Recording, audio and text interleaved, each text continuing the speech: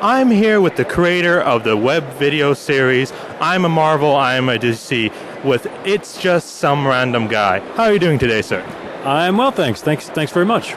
You just premiered your latest episode. How did you feel that it was received? Crowd really seemed to enjoy it. They were laughing in all the right places. They were awing in all the right places, I guess. I was very gratified to see it. For those unfamiliar with your video series, can you tell us a little bit about it? Yeah, it's basically in action figure form, crude animation. There's me. There's the camera level right here. You see the figures. You don't see my hands holding them and having them talk to each other like so. And the ones that I'm mostly well known for is the I'm a Marvel and I'm a DC series, which are basically parodies of the Get a Mac ads with the hello, I'm a Mac and I'm a PC, but the originals had Superman and Spider-Man representing DC and Marvel respectively.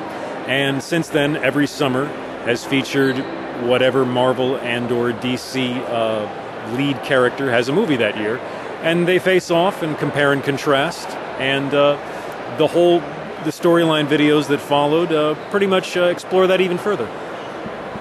When you started the series, did you think it would catch on as much as it did?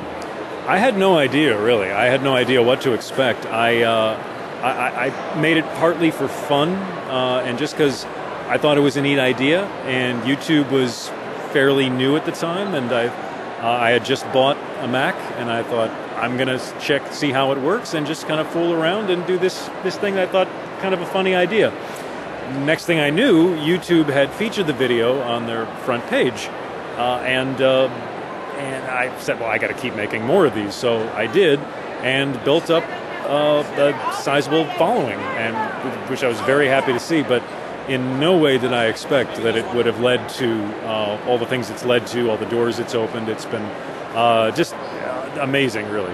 I've always wondered, can you, if you can, take me through like how you make the videos, like what's the process through them?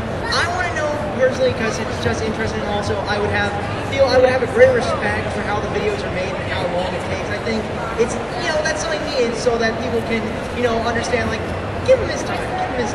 Sure. Well, it all starts with the script. You gotta have either you're seized with invention, like a funny idea, or you just know you have to make a funny idea happen, and you just kind of look out and find those things. And once you have, and keeping it, and that's the thing, keeping the jokes consistently flowing, or if not the jokes, at least the interesting ideas, and have them, boom, boom, boom. That can take a little while. Once I have that, then I film. I still, at this point, although that may change soon, I set up the camera, my built-in iSight camera on my Mac, which is what I film. It's what I started filming with. I haven't upgraded yet, but that may change, as I said. And then I edit using the iMovie system on my Mac, and I add effects in the same application. And then once that's done and it's all edited and looks good, then I send it to GarageBand. I do voice pickups in the GarageBand app. I add music. I alter the volume. I make sure that everything is smooth and sounds at a decent level. One thing's not louder than another, ideally. And then I send it to turn it into an iTunes file. And sometimes it sounds the same, and sometimes it doesn't. You got to go find out what it is. But it takes a few tries, roughly sometimes, and then you post it on YouTube. All of that combined, depending on how long the video is, can take. It can take like a couple days to a week for a short video. Usually, mostly it depends on the writing process, because I try to keep it simple. If it's a storyline video where it's the story, the script, and what you're filming is somewhat complicated, it's going to take some time. That can take some time, exactly. How many action figures have you racked up by now? Way more than I had in the beginning. I just had Superman and Spider-Man in the beginning, and since then I've gotten more and more just as the requirements of whatever script I'm working on, I have to meet those requirements. So I don't even know. I've got boxes full of them. I'd venture to say it's at least somewhere between 1 and 200. I think. I know it would be time-consuming, but have you ever considered a more advanced stop-motion aspect to your videos? Yeah, I mean, I've thought about it. I don't know. At this point, this is kind of... I'm not sure how much of this is considered a kind of a trademark style that I have right now. It's very low-tech, low-budget, and it might take more time or money to do a stop-motion type thing. I wouldn't be opposed to trying it, but I try to, in general, try to keep things as simple as possible, and that tends to be the simplest approach. You know, I mean, certainly sometimes using stop motion can be cool to look at and can enhance things, but to me, you know, I'm more in the vocal performance. I'm more concerned with things like vocal performance behind the action figures, and the writing to make sure that it's quality and fits each character. So stop motion could be fun, but it's not something that's on my mind really. It's not the foremost thing on my mind. How did you get into voice acting and everything? It's something I started when I was very young. I just I would do, you know, you fool around, you make cartoon sound effects, you mimic, and it's something that kind of stuck with me. I heard like various impressionists, you know, comedians and just people that did impressions and cartoon voices, and when you realize you can, it's like, I think I sound kind of like that, and then you get a little older and your voice changes, and you're like, okay, well now what do I sound like? And you try to, you know, you just keep up with it as best as you can. You know, those hobbies can become different things. It also kind of goes into just the acting experience that I had. I went to grad school at UCLA for the acting program up there, and when you have that, when you get, you know, kind of a good amount of training in that, I mean, you realize you get a little good, you get better at, or more adept at,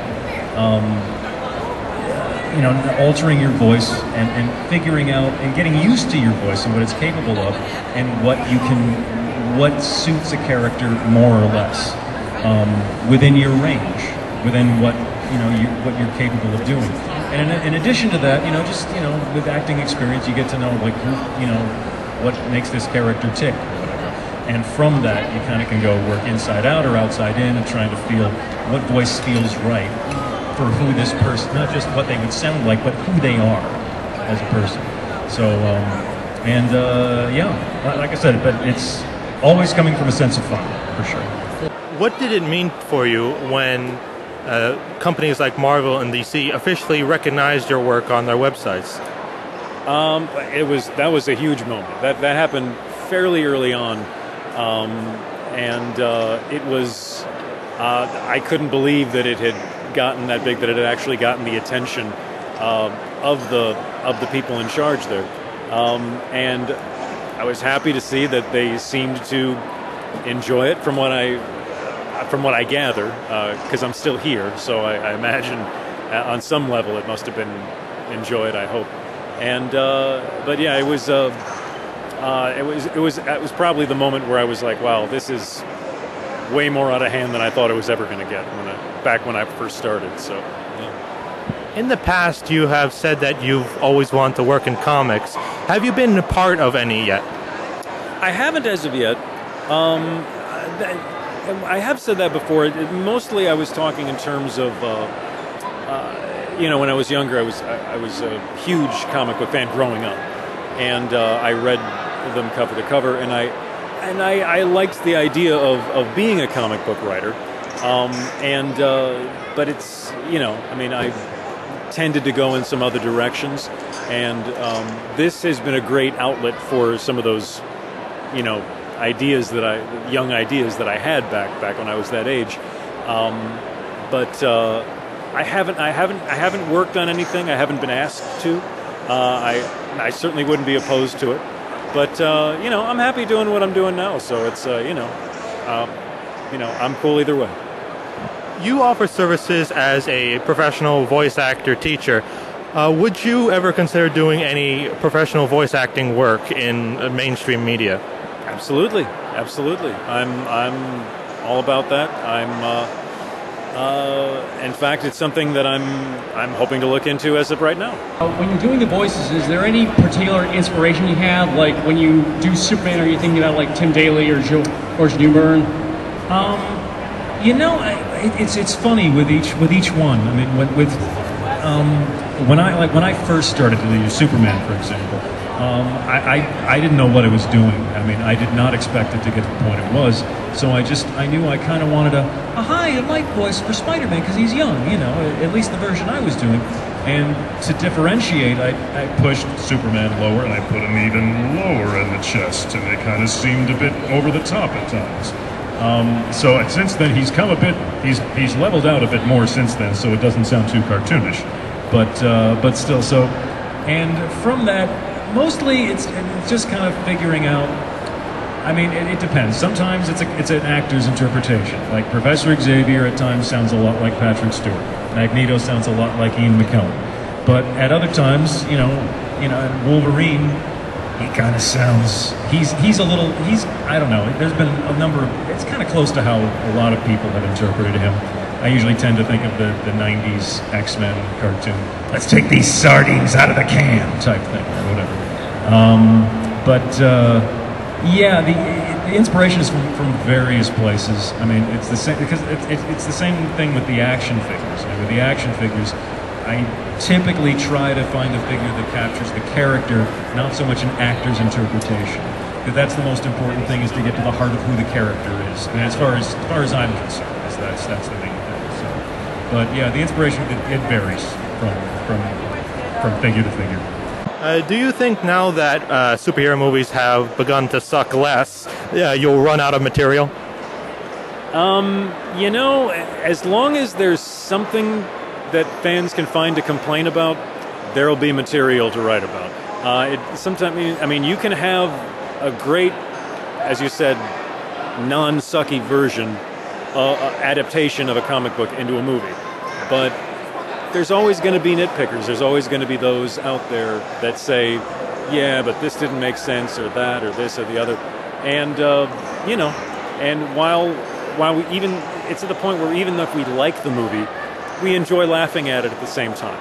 So, I mean, even if it is in a good-natured way, and all my stuff, is, I believe, has been in a good-natured ribbing. You know, or really good-natured in that, well, we love it so much that we're kind of laughing with it more so than at it. You know, there's always going to be something to talk about, something to laugh about when it comes to these movies. So I'm not terribly worried about it. There are several superhero adaptations coming out this year. The new Sin City, the new Wolverine, a whole bunch. What are you looking forward to the most? Wow. This year is a big one. That's right. I don't know. Of all of them, I was a huge fan of Sin City. I'm very curious to see where they do with the follow-up. I'm very curious to see Iron Man 3 and after the Avengers and the Wolverine movie. Kick-Ass 2 looks like it's a fun follow-up.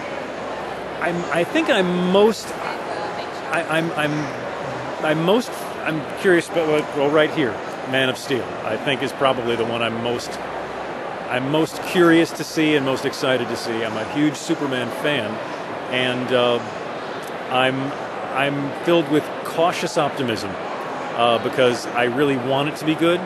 The trailers have looked excellent, but you know, trailers are trailers and movies are movies, so we'll see.